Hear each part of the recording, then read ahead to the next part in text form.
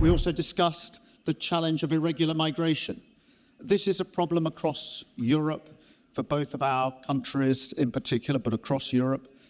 As Director of Public Prosecutions in Britain some years ago, I saw the important work that can be done across borders on issues like counter-terrorism. And I've never accepted, as we discussed, that we can't do the same with smuggling gangs. And now, of course, Italy has shown that we can. You've made remarkable progress working with countries along migration routes as equals to address the drivers of migration at source and to tackle the gangs. And as a result, irregular arrivals to Italy by sea are down 60%. And the very close relation of our societies, the security, fight against crime, and the migration flows counteracting massive illegal immigration. And this is a topic we have addressed in detail today. There are so many migrants who are crossing the Mediterranean to illegally have access in Europe, and many of them also cross the Channel to access the UK. So this is a problem which has affected the whole of Europe, and with Prime Minister Starmer, we agree that the first thing to be done is to intensify our fight against human trafficking. And we also agree on the fact that we must not shy away from new, brave other options. And we mentioned here Italy-Albania agreement. And the UK government has shown great interest in this agreement. And of course, we have shared with him all the contents of this agreement. Good afternoon to you both.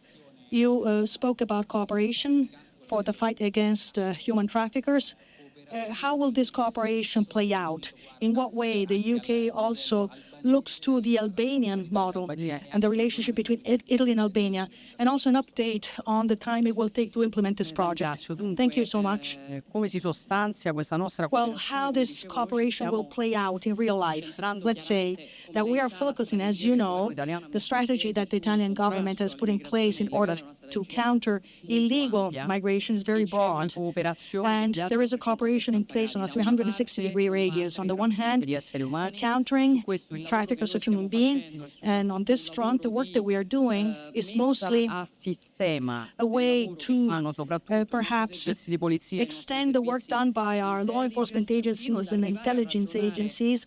Now you make a deal with a trafficker in Bangladesh, then you can cross 5 countries and reach Italy on a dinghy. And this goes to show what the magnitude is that we're dealing with. No nation by itself can be effective in dismantling these networks of traffickers if we do not work on a 260-degree radius, first of all, involving our allies and partners, but all the countries of origin and transit. The work that we are doing on this, we are doing very specific kind of work to see how, together in a more structured way, Albania, well, I have seen that the Prime Minister was very interested in what we are doing, but for sure, he should be the one to speak about this. And to Prime Minister Starmer, on immigration, your predecessor repeatedly said he would stop the boats. You've not done the same. Does that mean you're just being more realistic and you don't think, or it's not realistic to expect the boats to stop completely? And very quickly, will you carry on taking gifts from Lord Ali? Let me deal with my side of that first. Look, we've moved from a government of gimmicks to a government of pragmatism.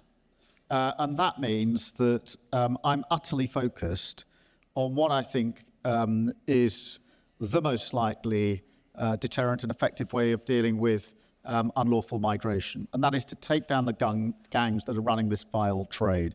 Of course it's a problem when we've got people arriving into the UK who are arriving unlawfully across the Channel or any other route. And of course, every government has the responsibility of making sure our borders are secure.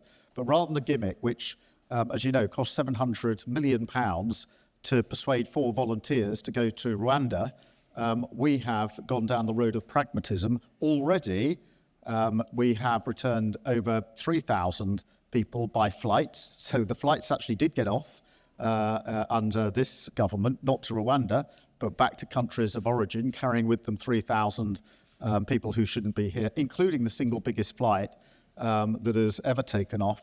It's also why I'm very interested in the work that the Prime Minister here in Italy has been doing in terms of upstream work in the countries that people are coming from, which on the face of it appears to have had quite a profound effect on irregular migration into Italy. And that's what this is about. Under the last government, in my view, we had a gimmick that didn't work and cost an absolute fortune, and we're not interested in that. In relation to your question about gifts, look, the rules are absolutely clear in relation to gifts in terms of the declarations that need to be made. I said before the election, I say again after the election, the rules really matter in terms of declarations. That's why my team reached out for advice on what to declare from the relevant authorities. They reached out again more recently, got further advice, and hence the declarations have gone in accordance with the rules so that it's transparent and you can all see, according to the rules, exactly what declarations were made. But it was because I insist on the rules that my team reached out to make sure that we were declaring in the right way under the rules, and then reached out again to the appropriate authorities, basically asking for advice about what's the appropriate way to deal with this in accordance with the rules. Thank you.